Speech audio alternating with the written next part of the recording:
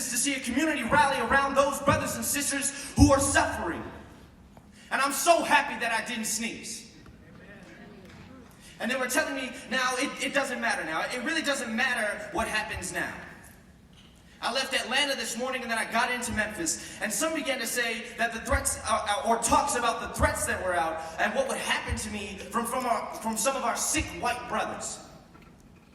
Well, I don't know what will happen now. We've got some difficult days ahead, but it really doesn't matter. Because I've been to the mountaintop, and I don't mind.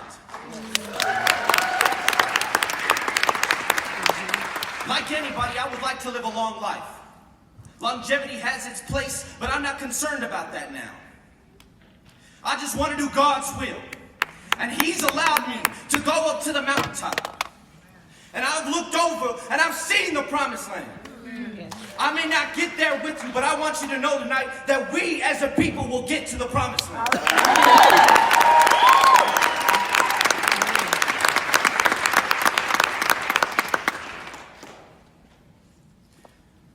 Less than 24 hours following this speech, Martin Luther King was killed outside of his Memphis hotel. He was killed by a man named James Earl Ray.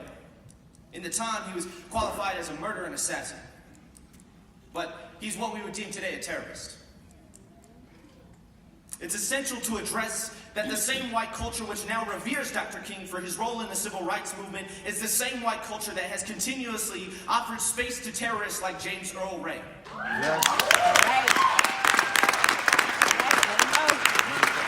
This system is not an isolated incident like with Dr. King.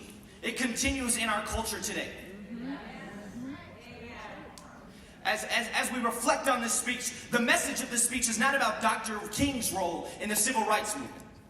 Instead, it's about appreciating the work of others that he was able to witness.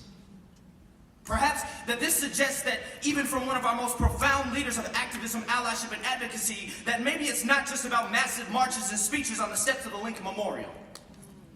Instead, maybe it's about valuing the work being done by all in our community and the accountability we must have to continue this work. Largely, the question becomes, how do we value this?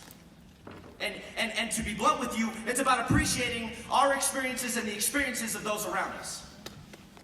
This is a challenge. I'm not going to front with you. This is going to challenge us to be vulnerable.